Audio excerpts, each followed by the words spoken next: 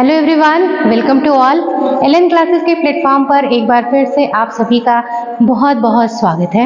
मैं Priyanka Dwivedi LN classes के platform पर एक बार फिर से आप सभी का बहुत बहुत स्वागत करती हूँ। तो आइए आज की कक्षा में हम बीए 4th सेमेस्टर की कक्षाओं को आगे बढ़ाते हैं।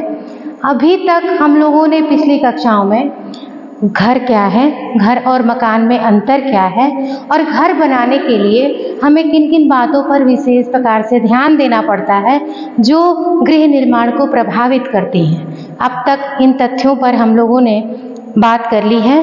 अब आगे आज की कक्षा में हम यह देखेंगे कि एक घर बनाने की जो शुरुआत होती है वो कहाँ से होती है, कैसे हम एक घर बनाने के विषय में पहला स्टेप लेते हैं वो क्या है, और घर बनाने के लिए हमें किन किन सिद्धांतों पर, किन किन तौर तरीकों पर ध्यान देते हुए आगे काम करना पड़ता है।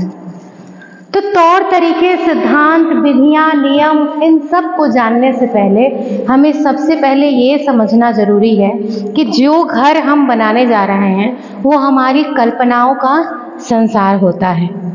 हम जैसी कल्पना करते हैं, जिस प्रकार की विचारधारा हमारे मन में होती है, जो स्ट्रक्चर, जो इंफ्रास्ट्रक्चर हमें प्रभावित करता है, उसी से प्रभावित होते हुए हम अपने घर का निर्माण करते हैं। क्योंकि जो स्वनिर्मित घर होता है उसमें व्यक्ति अपनी कल्पनाओं, अपनी महत्वाकांक्षाओं, अपनी आवश्यकताओं एवं अपनी सभी मनोवृत्तियों के समायोजन से एक घर के स्वरूप की कल्पना करता है और फिर कहीं जाकर के उसको बनाने के बारे में सोच पाता है। घर बनाने से पहले जितना ही भौतिकवादी तथ्यों का महत्व है उतना ही हमारी भावनाओं का भी महत्व होता है। इन दोनों के संयोग से, मेल से, समन्वय से एक कल्पना बनकर के उभरती है जो हमारे घर के रूप में साकार होती है।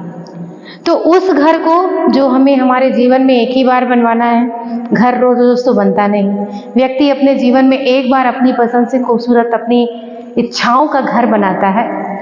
तो देखिए, घर बनाने से पहले हम अपनी आर्थिक स्थिति का ध्यान सबसे पहले रखते हैं कि हमें अपने आर्थिक स्थिति के बजट में रहते हुए कितनी व्यवस्था तक का हमें घर बनाना है।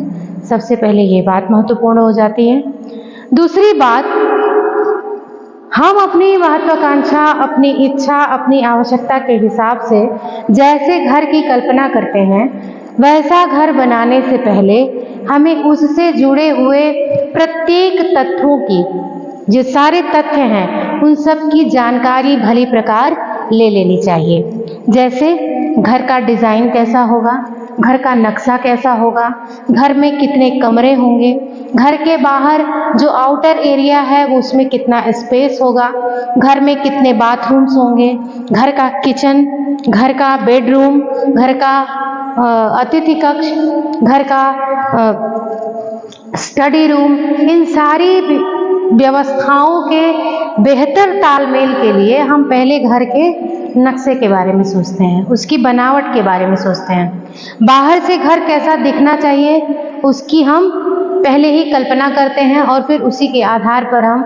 उससे संबंधित सामग्रियों की जानकारी इकट्ठा करते हैं और फिर कहीं जाकर के हम घर बनाने के बारे में अपने निर्णय को प्रकट करते हैं, उसका ब्लूप्रिंट निकलवाते हैं और फिर हम उस घर को बनाने का काम करते हैं। तो कल्पना जगत में तो हमने पहले घर बना लिया कि हमारा घर कैसा होगा, लेकिन उसको वास्तविक धरातल पर लाने से पहले भी ऐसे बहुत सारे सिद्धांत हैं जिनका हमें विशेष तौर पर ध्यान देना पड़ता है।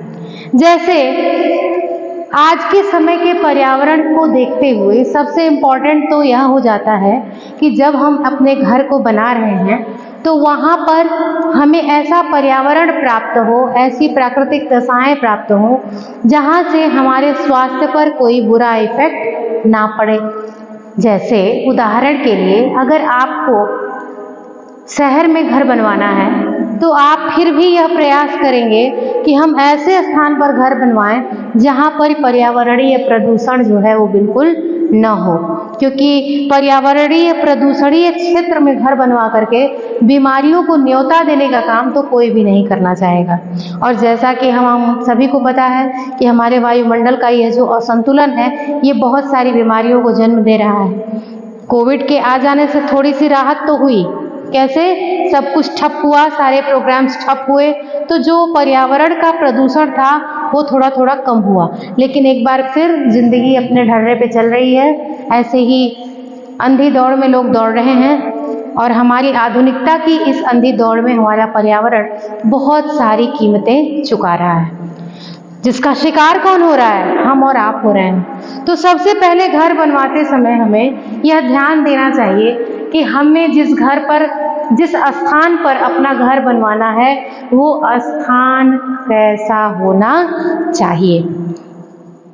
स्थान से तात्पर्य जहाँ पर अच्छी शुद्ध वायु की प्राप्ति हो, वेंटिलेशन अच्छा हो, सूर्य की किरणें आती हों, घर की शुद्धता बनी रहे, हवा का आना जाना पर्याप्त रूप से बना रहे, घर के आसपास जो है वो किसी भी प्रकार का तालाब, कुआं, गड्ढा या डंपिंग एरिया ये सब नहीं होना चाहिए। क्योंकि ऐसा अगर है तो हमारा घर जो है वो कितना भी खूबसूरत बन जाए, लेकिन उसमें आने वाली वो प्रदूषित वायु और धूप के ना आने से घर में जो सिलन होगी, जो आप कह सकते हैं कि एक प्रकार की अशुद्धि जो फैल रही होगी घर में, उसका इलाज किसी और के पास नहीं है। आज के समय में देखिए, जो आप सभी जानते हैं कि जितने भी बैक्टीरियाज होते हैं या जो माइक्रो ऑर्गेनिजम्स होते हैं, उन सभी के साथ हम सबको मिलकर के अपनी लाइफ स्पेंड करनी है। लेकिन उसमें भी बहुत सारे ऐसे नुकसान पहुंचाने वाले बैक्टीरियाज हैं जिनको केवल धूप के द्वारा ही मार दिया जाता है। सारे जो लिक्विड्स आते हैं कि हमने साफ सफाई के लिए इस्तेमाल करना है या कुछ भी, ये सब बिना धूप के कारगर नहीं है। अगर वास्तविक रूप से देखा जाए तो घर को प्योर और शुद्ध बनाने का काम धूप का आना जाना और अच्छी शुद्ध वायु का आना जाना ही पर्याप्त होता है। तो हमें यह ध्यान देना चाहिए कि जब हम घर बनवा रहे हैं जिस स्थान पर, वहाँ पर शुद्ध वायु का आवागमन हो, सूर्य का प्रकाश आ रहा हो, और वहाँ पर आसपास डंपिंग एरिया नहीं होना चाहिए। वहाँ पर ऐसी कोई भी व्यवस्था नहीं होनी चाहिए जिसकी वजह से वहाँ पर जो है वो प्रदूषण की स्थिति बनी हुई हो। दूसरी बात ये है कि ये तो हमें अपनी सुरक्षा के लिए हमने इन सब चीज़ों के बारे में सोच लिया। अब हम अपनी सुविधा के बारे में कैसे सोचेंगे?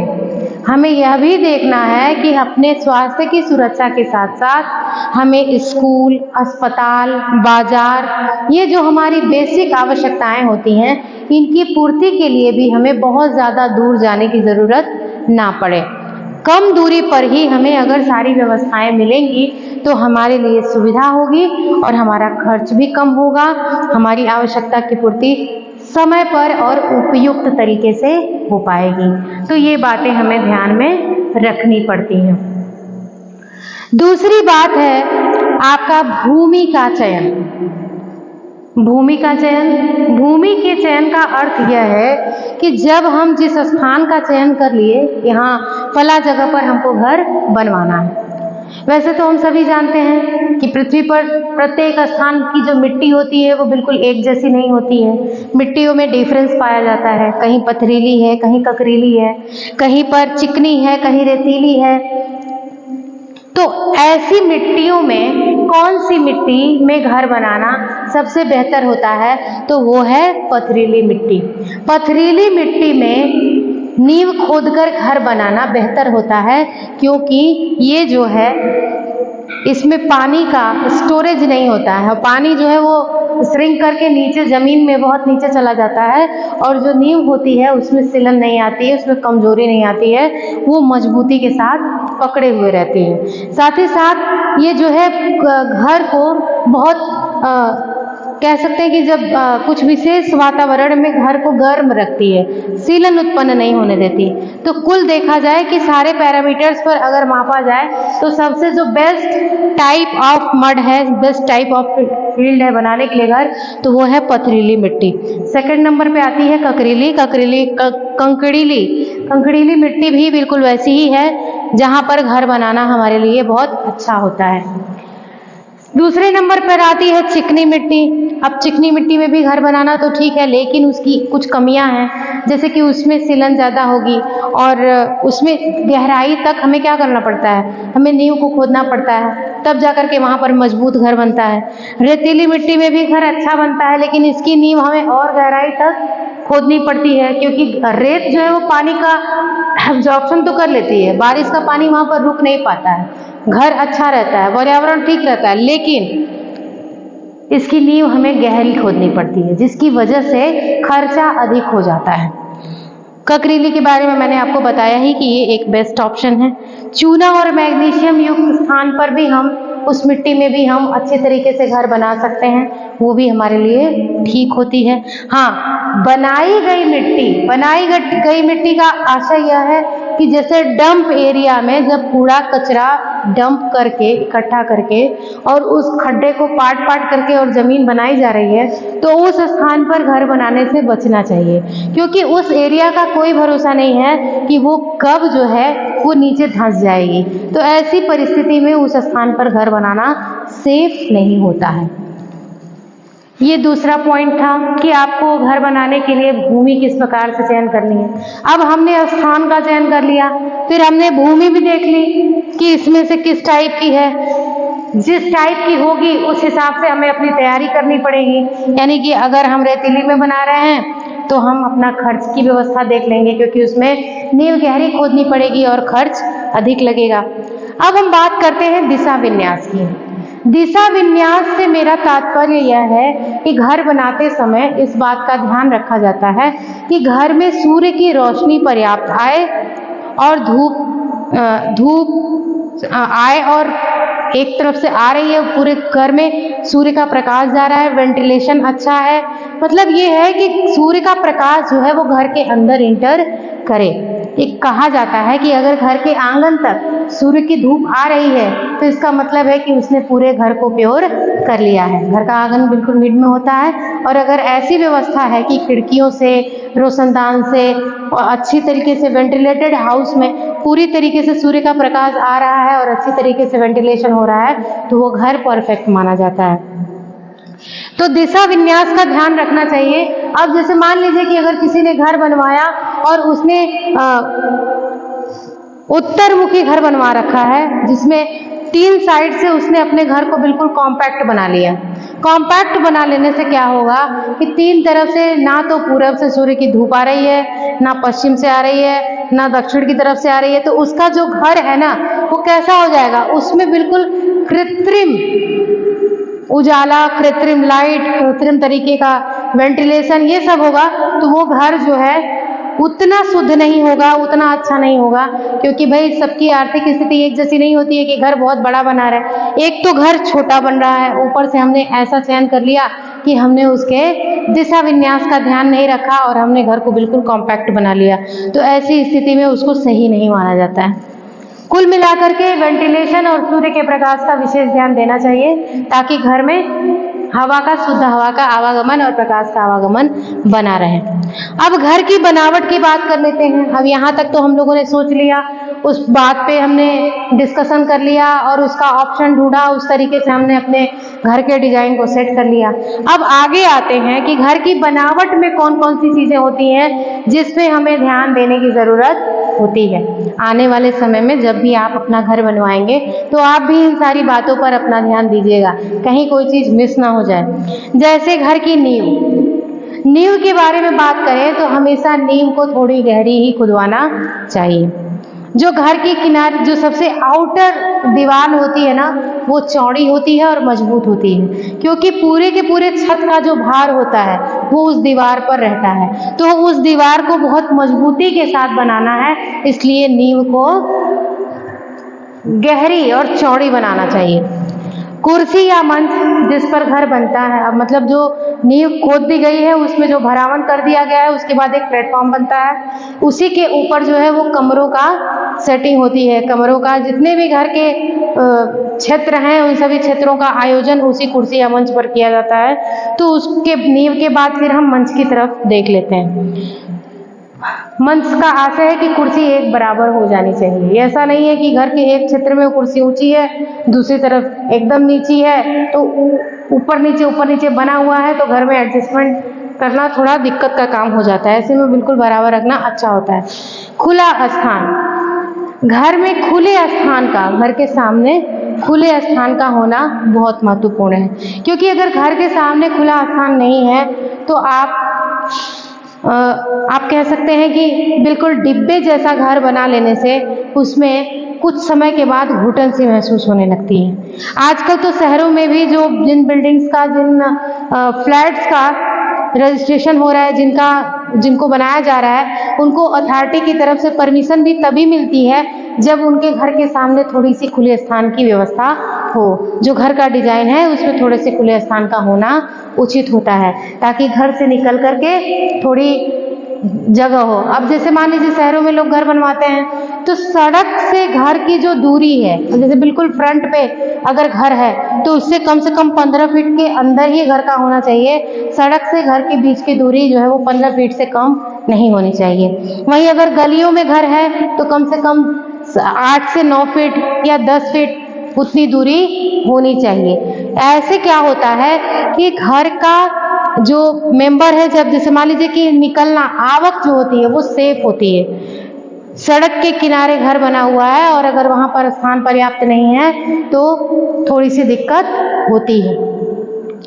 अब जैसे पुराने अगर घर के मॉडल को आप देखेंगे तो पहले के ज़माने में लोग क्या करते थे, घर और द्वार का कॉन्सेप्ट माना जाता था कि इनके पास जो है घर के दरवाजे के पर थोड़ी सी जगह भी नहीं है। लोग इस बात को अच्छा नहीं मानते थे। पहले के लोग क्या कहते थे, पहले के लोग कहते थे कि अगर घर बन रहा है तो घर के सामने थोड़ा सा द्वार होना भी जरूरी है, ताकि हम मौसम के अनुरूप अपनी क्रियाओं का आनंद लें और घर के बाहर बैठें, घर के बाहर की क्रियाओं से भी हम जुड़ें। लेकिन आज का समय तो परिवर्तित हो गया है। आजकल तो लोग अपने घर में ही एक दूसरे से नहीं जुड़ पाते हैं। भाई मोबाइल का ज़माना है, मोबाइल से फुर्सत ही नहीं मिलती है।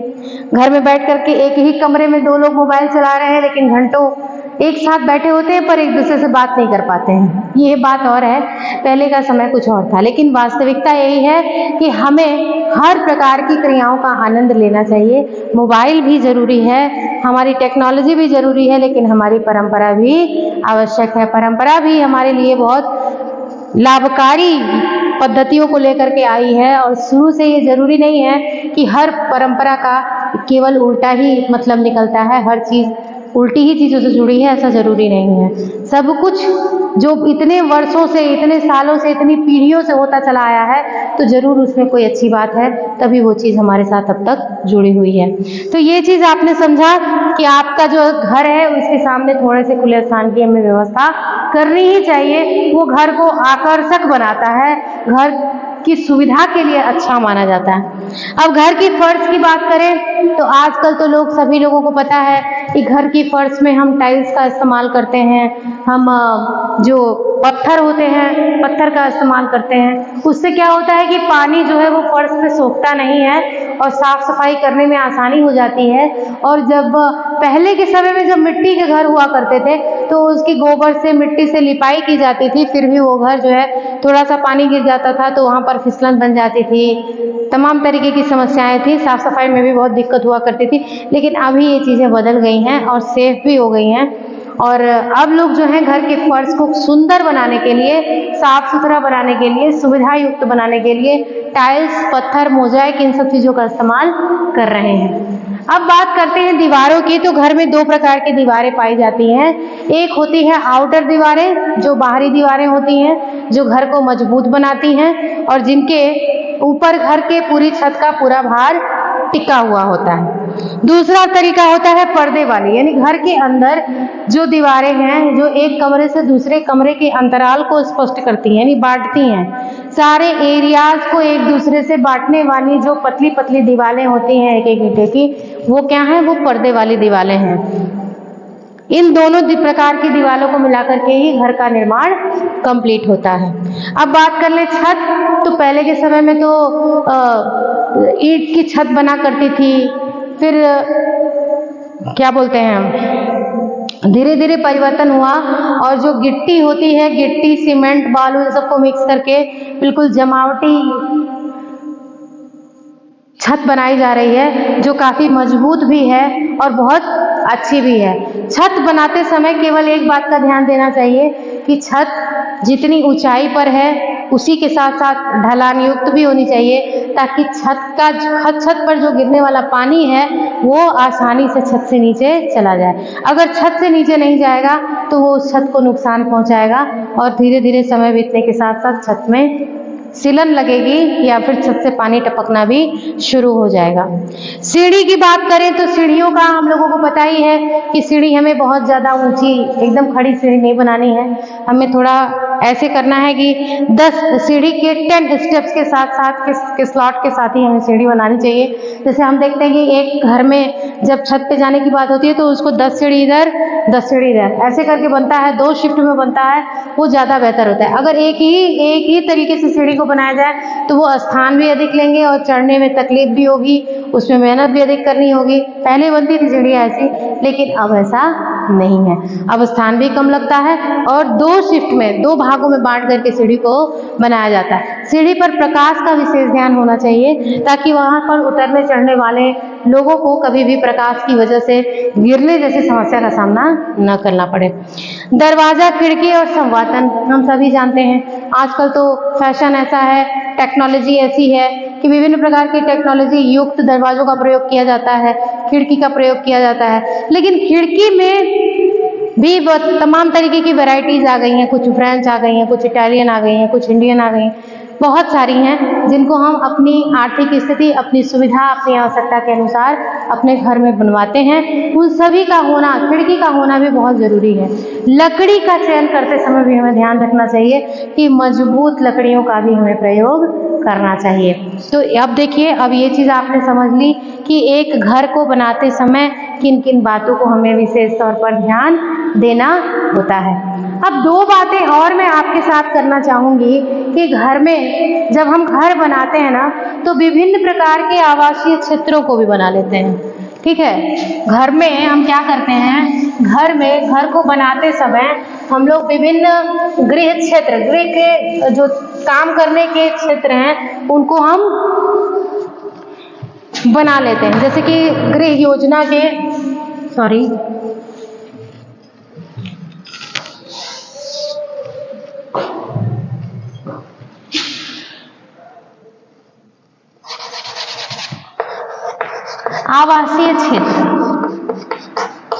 आवासीय क्षेत्र देखा जाए तो मेनली एक घर को बनाते समय 3 सेक्शंस में बांटा गया है। एक होता है हमारा रसोई क्षेत्र, दूसरा होता है हमारा शयन, अध्ययन और तीसरा होता है हमारा अतिथि एवं बैठक। अगर मुख्य रूप से देखा जाए तो जब हम एक घर को बनवाते हैं तो इसको हम 3 क्षेत्रों में बांट करके रखते हैं। इन क्षेत्रों की भी अपनी अपनी विशेषताएं हैं। जैसे मान लीजिए जो रसोई घर का क्षेत्र है, इसमें हमारा स्टोर रूम आ जाता है, हमारा डाइनिंग हॉल आ जाता है, हमारा क्लीनिंग एरिया आ जाता है। तो इन सभी में जो कार्य होता है उससे शोर होता है। यह शोरगुल क्षेत्र के नाम से जाना जाता है। किस नाम से जाना जाता है? शोरगुल क्षेत्र, शोर युक्त क्षेत्र। यह शोर युक्त क्षेत्र है। दूसरा सेक्शन है हमारा शयन और अध्ययन। यह हमारा शांत क्षेत्र है, शांत क्षेत्र। और ये हमारा सामान्य क्षेत्र है। इस बात से समझ में आया होगा आपको। जैसे देखिए रसोई में क्या है, खाना बन रहा है, कुकर सीटी दे रहा है, सब्जी कट रही है, चॉपिंग बोर्ड पे आवाज़ हो रही है, या आप देखिए बर्तन धुल रहा है, बर्तन की आवाज़ हो रही है। ऐसे किचन से आवाज़ें आती रहती हैं। किचन का जो काम ही होता है उसमें कुछ इस तरीके की चीज़ें होती हैं। चावल साफ़ किया जा रहा है, आवाज़ हो रही है, मतलब जितनी भी क्रियाएं हैं, वॉशिंग मशीन मान लीजिए उस क्लीनिंग एरिया है, क्लीनिंग एरिया में कपड़ा पड़ा हुआ है, वॉशिंग मशीन से आवाज़ आ रही है। स्टोर रूम में सामान रखा हुआ है, आप कुछ भी निकालने जा रहे हैं, कुछ भी गिर रहा है, ऐसे हो रहा है, तो वहाँ से भी आवाज़ आ रही है। मतलब क्या है कि जो रसोई है ना, ये एक ऐसा क्षेत्र है जहाँ से लगातार आवाज़ें आती रहती हैं, तो ये शोर क्षेत्र के नाम से जाना जाता है। शयन और अध्ययन क्षेत्र, जहाँ पर हमें शांति की आवश्यकता होती है।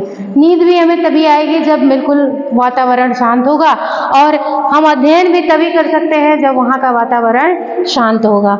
तीसरा क्षेत्र आता है अतिथि एवं बैठक क्षेत्र।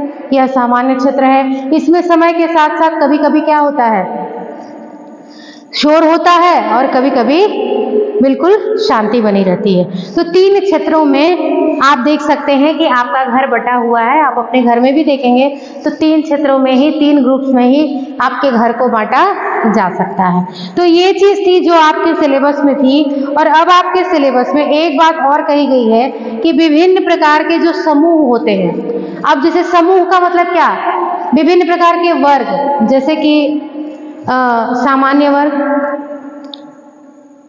निम्न वर्ग और उच्च वर्ग, 3 प्रकार की कैटेगरी हमारी सोसाइटी में आती है।